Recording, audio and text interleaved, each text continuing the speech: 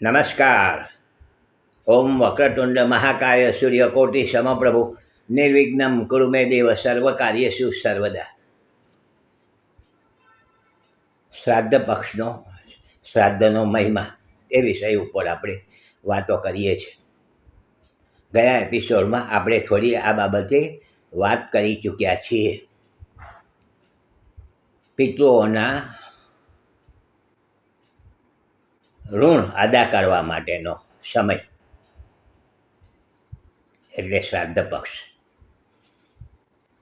મેં ગયા એપિસોડમાં થોડી વાત કરી કે જ્યોતિષની અંદર મોટા ભાગના દોષો રાહુને લઈને થતા હોય છે.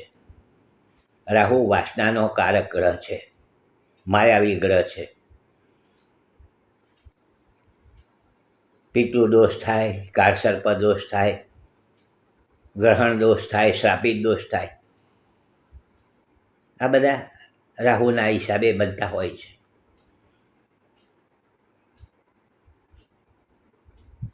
મારે ત્યાં ઘણા વ્યક્તિઓ આવતા હોય છે જ્યોતિષનું બતાવવા માટે. મારું કામ જ છે જ્યોતિષનું કામકાજ કરતો હોઉં છું. વાસ્તુશાસ્ત્રના વિઝિટમાં પણ જતો હોઉં છું.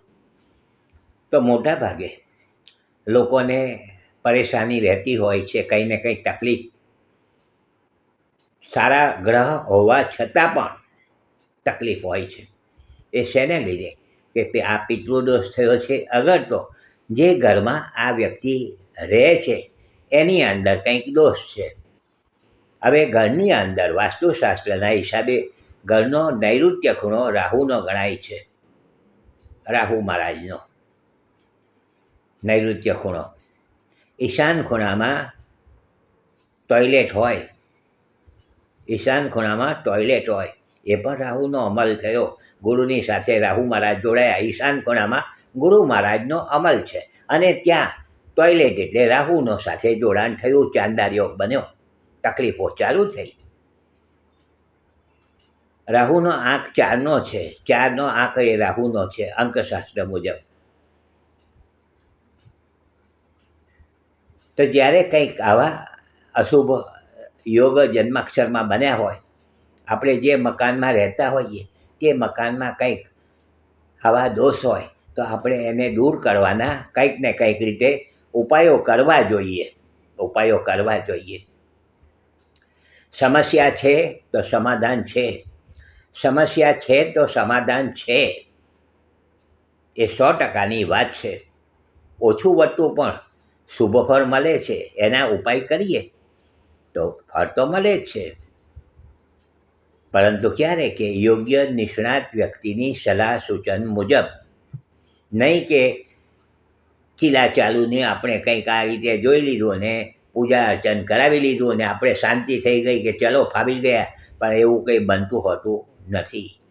તો મારો કહેવાનો આશય એ છે કે તમે જ્યારે કંઈક આવી રીતે પરેશાની ભોગવતા હોય, તકલીફમાં હો, રૂકાવટો આવતી હોય કામકાજમાં કે બીજી રીતે તકલીફ રહેતી હોય, તો તમે યોગ્ય નિષ્ણાત વ્યક્તિની સલાહ સૂચન મુજબ તમારા જન્માક્ષરના દોષોનો, અશુભ યોગોનો વ્યવસ્થિત જેને કહેવાય પૂજન અર્ચન કરવાની કોશિશ કરજો.